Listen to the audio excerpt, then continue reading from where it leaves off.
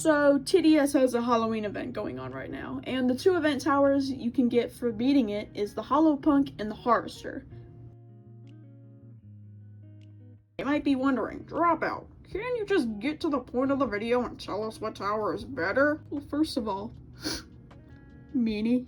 And second of all, I'm getting to it. The way we are going to be measuring which tower is better is seeing how well they can do with no help at all on easy mode, with auto skip on and on the map Grass Isle. Then, whichever tower gets farther wins. Now, if it comes down to a tiebreaker, we'll do a final round on Fallen mode on the same map as round 1. For this one, I'm getting rid of Pyro from my loadout since I guess it isn't technically a support tower, so let a wheel decide the other 2 tower slots. Now look, I know most of this isn't actually proving which tower is better, but it's my video, not yours. Go watch Corso for the facts. Remember, all of these matches had auto skip on, so don't come saying, oh, you can actually do this fairly easily. I had auto skip on. First up, Hallow Punk. Or Hallow Punk. I don't know how you say it. Got to put on auto skip and place down 2 Hallow Punks at the start of the round. They handled the first wave with ease, but you can't see it because I'm so slow that I forgot where auto skip was.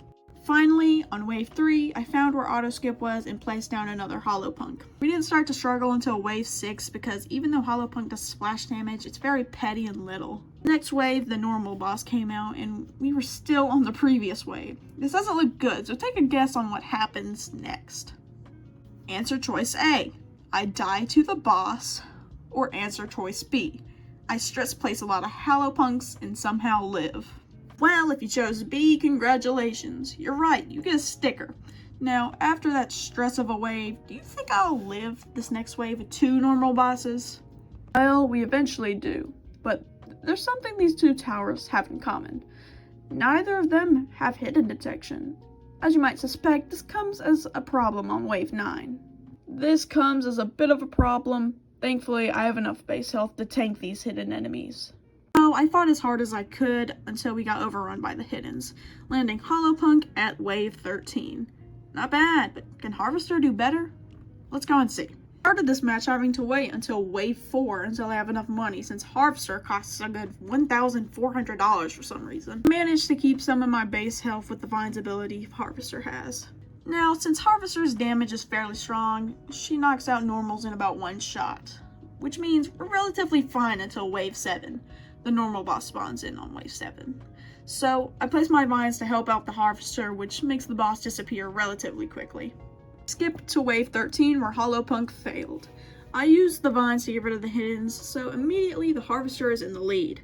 But can she take down the Necromancer? Yes. Yes, it can. Of course, with the help with vines and an extra Harvester. We only start to struggle around wave 15, and we unfortunately die at wave 16 due to me not being able to place down vines because of a glitch and Necromancer leaking. But still, Harvester wins round 1. Next up, night 2 with support. I'll sum up these rounds pretty quickly since these rounds were very boring and very quick. Hallow Punk did pretty well with Pyromancer mainly carrying here. Hallow Punk lasted until wave 6. Harvester got nerfed by my own decisions, since I favored getting my dinner instead of doing the challenge. I went AFK and ended up letting a bunch of enemies leak on wave 4, so yeah. I tried to salvage the run, but he was done for. So, Hallow Punk gets a point, rather unfairly, but I'm too lazy to redo it. So we're down to the tiebreaker, Fallen matches. But first, I have to spin the wheel for the extra 2 towers I'm going to bring. For Hallow Punk, I got Minigunner and Paintballer. Yeah, this run is cooked. Even to mention, some guy named Cheese Master told me to get out! After crying for a bit, I got into the Fallen match, and I placed a single Hallow Punk for some reason. I ended up barely killing the first wave of abnormals. I then placed a Paintballer? Fine. Interesting strategy passed me. Wave 6, and we're struggling already. The end is near, and I died to a heavy on wave 7. Nice try, Hallow Punk, but you failed. I spun the wheel for Harvester, and I got some decent towers. I got regular Cowboy, which could provide a sense of income, and Medic, which could heal my base. That's all Medic's useful for. Nothing that can beat Fallen mode since the loadout lacks good DPS, but I thought this could get me pretty far. But I end up already leaking on wave 1, so we're not off to a good start. I end up sticking with Cowboys until wave 8, where I placed my first Harvester. Now, this spoils the winner, because, well, Harvester got further, so I'll sum up how this match ends. I placed a DJ on wave 10 and a Commander on wave 11. I don't get Call of Arms until wave 13, but it ends up not even mattering because I get overrun on wave 14. In conclusion, the Harvester is objectively probably just the better choice because of the damage and the ability. But in this competition, Harvester is better because it got further in more games than the Hallow Punk.